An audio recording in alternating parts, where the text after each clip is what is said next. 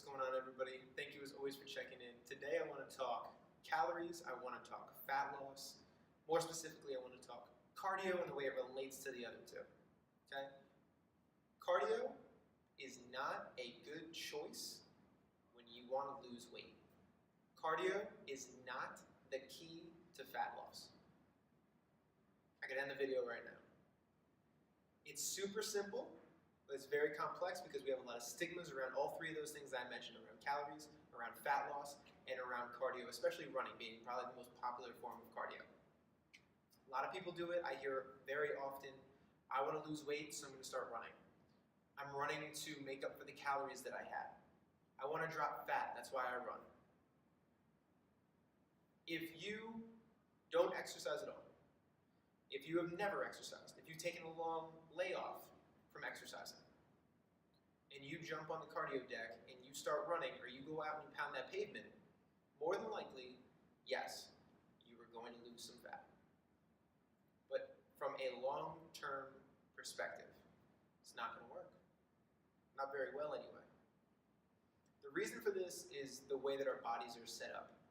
We're adaptation systems, naturally.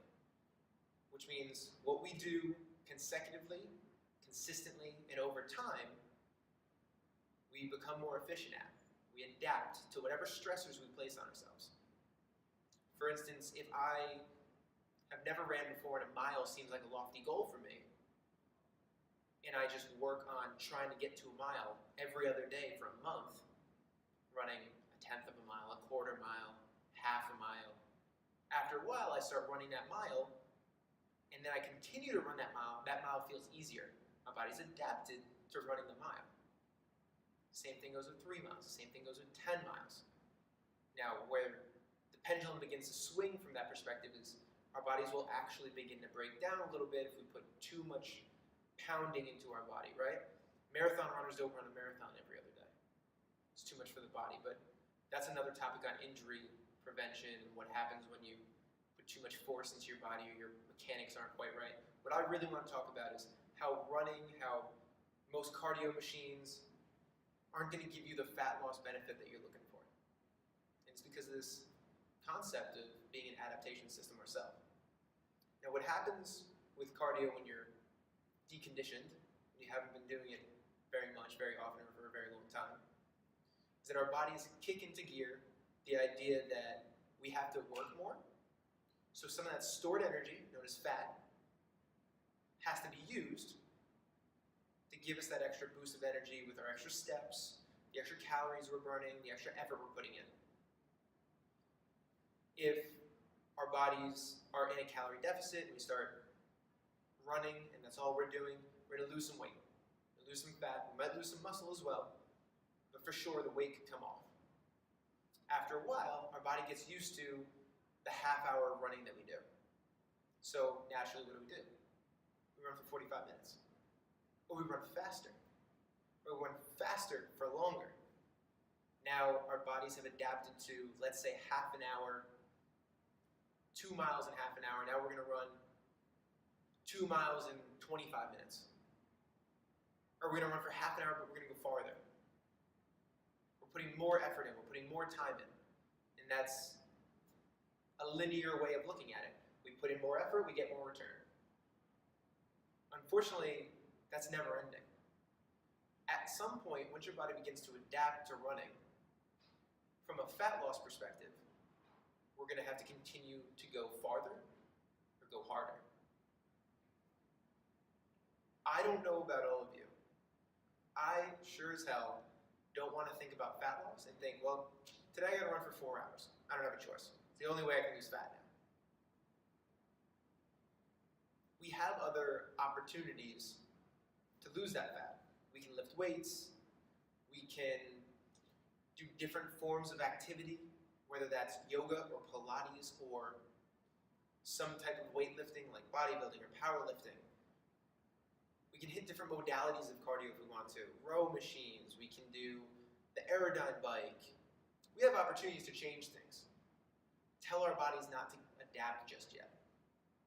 But at the end of the day, if all you're doing has to do with your cardiovascular system and the way that that adapts to burning calories, At some level, it's going to say, hey, we need to hold on to a certain amount of fat.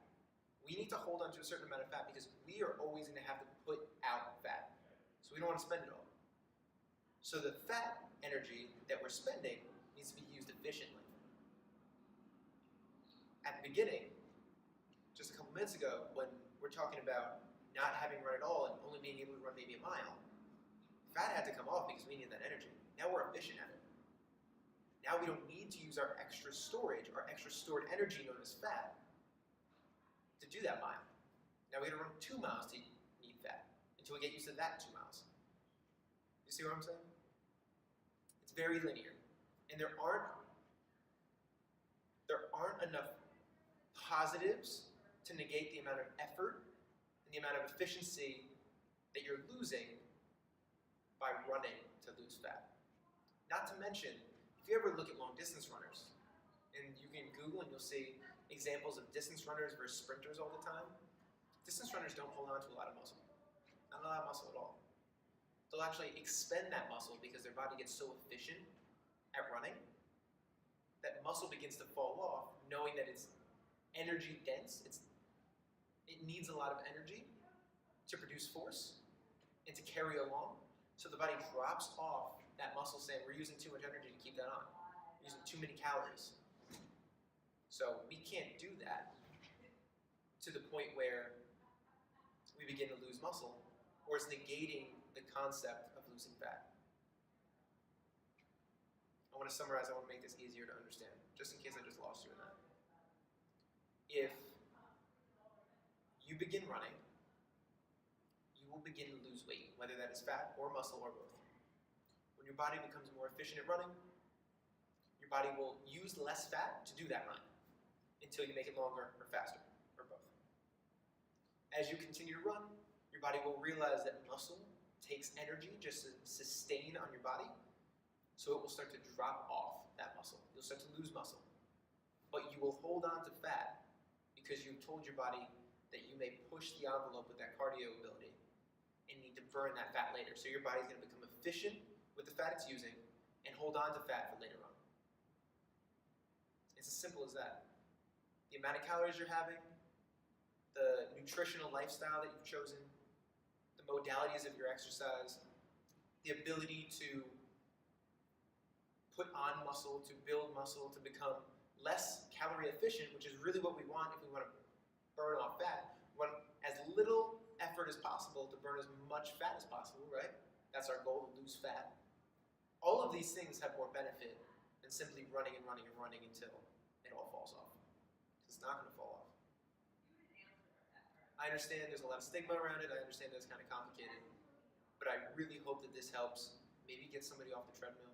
Maybe get somebody in the weight room. Maybe get somebody to use some calisthenics, to build some muscle, to work on their aesthetic in a more efficient way without wasting the time on the treadmill, without wasting away on the treadmill or on the pavement or on the sidewalk.